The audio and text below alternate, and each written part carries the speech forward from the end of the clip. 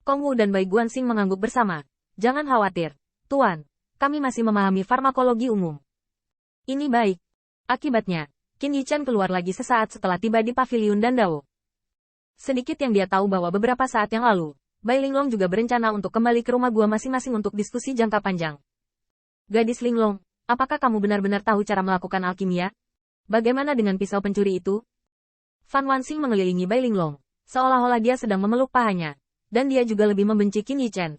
Linglong itu unik di dunia. Dia pasti bisa menghancurkan lautan kesadaran pencuri itu, kan? Bai Linglong masih terlihat acuh tak acuh. Pencapaian spiritualnya tidak lemah. Saat ini, ada banyak orang dengan mata campur aduk. Saya yakin dia belum melakukan yang terbaik. Tentu saja, aku juga. Tidak bekerja keras. Fan Star tercengang. Dan tampaknya Anbu tidak fokus menyelidiki kemajuan alkimia pencuri itu. Berapa banyak kemampuan yang disembunyikan pisau pencuri itu? Namun, di sepanjang jalan, Bai Linglong tampak terganggu oleh pertanyaan. Dan menghela nafas. Aku berkata, kamu benar-benar tidak tahu cara membuat alkimia sama sekali. Ada roh surgawi emas, tetapi kamu bahkan tidak bisa menampilkan kekuatan spiritualmu. Fan Star agak malu. Dia mencobanya di jalan tadi, tapi serangan kekuatan mentalnya agak menyakitkan. Tidak benar. Itu lebih dari sedikit menyakitkan. Itu seperti 1000 jarum menusuk kepalanya, dan sakit kepala itu pecah. Lihat, gadis Linglong, masih ada 3 bulan lagi. Kenapa kamu tidak mengajariku sehingga aku bisa mengajari pencuri? Haha. Bai Linglong mencibir. 3 bulan. Menurutmu seberapa jauh kamu bisa mengembangkan bakatmu? Saya. Wajah Fan Wanxing tertekan, dan keturunannya yang bermartabat dari Kaisar Langit selalu dibenci oleh Bai Linglong, yang membuatnya sangat tidak bahagia. Mungkinkah saya tidak bisa melakukan apa-apa selama 3 bulan terakhir? Saya masih ingin menghindari pencuri. Bai Linglong berhenti tiba-tiba dan berdiri diam, mengusap dagunya, matanya bersinar-sinar. Setelah beberapa saat, Bai Linglong mendongak dan tiba-tiba tersenyum. Meskipun kamu tidak bisa membuat alkimia, itu masih bisa berguna. Meskipun senyum Bai Linglong penuh percaya diri, Fan Star selalu memiliki rasa dingin di punggungnya ketika ia dianggap sebagai tikus putih. Menara Pemurnian Dewa.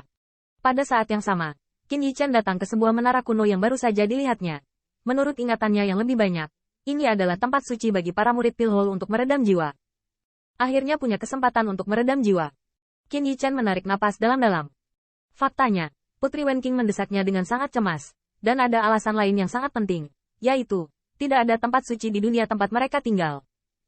Klan Kaisar Ke tidak, dan alkimia dari dunia Yan Huang perlahan-lahan diremajakan dengan kedatangan Qin Yichan, dan tidak ada tempat harta karun untuk mengalami Dao Yuan Shen abadi dan Dewa Alkimia. Menurut Putri Wenqing, klan Kaisar Ke awalnya memiliki alam pemurnian misterius, yang diciptakan oleh manusia yang membudidayakan para dewa ketika mereka memiliki hubungan baik dengan umat manusia. Sangat disayangkan bahwa ini adalah masalah era naga sejati. Pada saat itu, klan Kaisar Ke masih merupakan klan Shen Kui, dan dengan hancurnya ras manusia, alkimia dari semua ras telah menurun selama puluhan juta tahun, dan klan Kaisar Ke tidak terkecuali. Selain itu, alkemis tidak dapat ditemukan, jadi ranah rahasia juga telah menurun, dan tidak dapat digunakan sama sekali oleh Qin Yichan. Dapat dikatakan bahwa latar belakang klan Dike mungkin dapat menemukan harta karun dan obat-obatan ajaib untuk Qin Yichan. Tetapi dapat dikatakan bahwa itu sekuat klan Dike untuk menciptakan alam misterius baginya. Dan Qin Yichan hanya bisa melangkah ke menara dewa pemurnian di dunia yang berasal dari roda surga. Memikirkan kesempatan yang diperoleh dengan susah payah ini, Qin Yichan mengepalkan tangan dan harus memanfaatkan kesempatan itu. Berjalan ke menara pemurnian para dewa, di pintu masuk terendah, ada juga murid Pilhole yang dijaga secara khusus, dan bahkan ada seorang lelaki tua yang duduk bersila di platform dewa dengan mata tertutup. Tidak sulit untuk melihat dari fluktuasi spiritual yang luas. Adalah untuk menjaga tempat ini agar tidak terjadi kecelakaan. Dan Dian senior lahir. Murid dan Dian sangat ramah. Dan terlepas dari apakah Qin Yichan ada di sini untuk pertama kalinya, dia masih bertanggung jawab untuk menjelaskan secara rinci aturan pemurnian menara. Lihatlah tingkat kultivasi adik laki-lakinya. Apakah itu untuk berpartisipasi dalam penilaian 3 bulan kemudian, untuk dipromosikan ke sekte dalam? Tapi junior brother juga harus membumi. Berdasarkan kultivasi Anda, yang terbaik adalah tidak pergi ke lantai 8. Melalui pengenalan murid ini, Qin Yichan mengetahui tentang menara pemurnian dewa di sini, yang memiliki 18 lantai kecuali pintu masuk pertama di bagian bawah. Menara 18 lantai untuk memurnikan para dewa, dan 9 lantai yang lebih rendah, sesuai dengan 9 lapisan Dao abadi.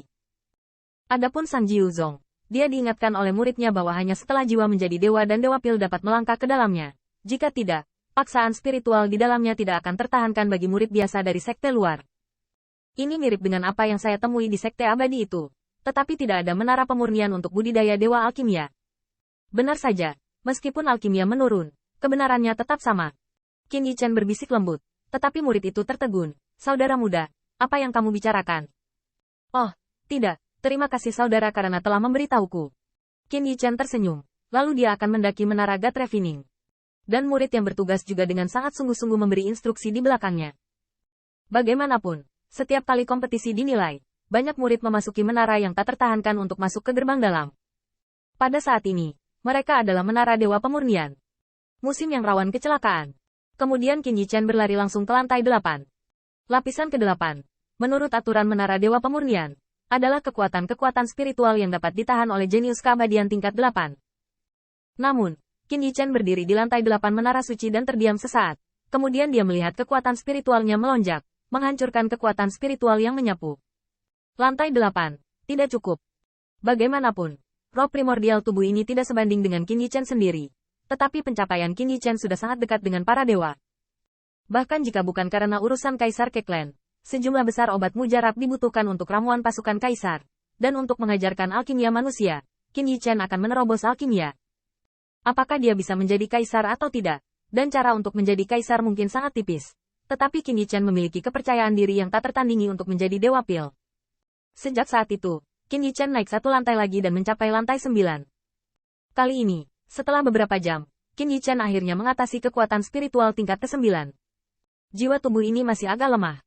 Qin Yichen mengatupkan giginya secara diam-diam, roh surgawi emas biasa, dibandingkan dengan pencapaian kekuatan spiritualnya, tampaknya telah menjadi hambatan. Namun, tingkat ke-9 masih bukan target Qin Yichen. Karena tubuh ini bukan miliknya. Bahkan jika Rana Yuansen sangat marah, setelah 3 bulan, dia akan mengucapkan selamat tinggal pada dunia dan Dian. Hanya peningkatan pencapaian spiritual adalah sesuatu yang dapat dia tarik kembali. Lantai 10 adalah tempat pengalaman untuk mencapai Dewa Pil. Qin Yichen mengertakkan giginya dan memintanya untuk menggunakan roh Dewa Emas untuk mencoba kekuatan spiritual Dewa Pil. Qin Yichen melangkah maju. Tetapi apa yang tidak dia harapkan? Tetapi apa yang seharusnya dia lakukan? Di tengah koridor gantung dari lantai 9 ke lantai 10, ada murid dalam duduk bersila, seolah-olah dia sedang bertugas.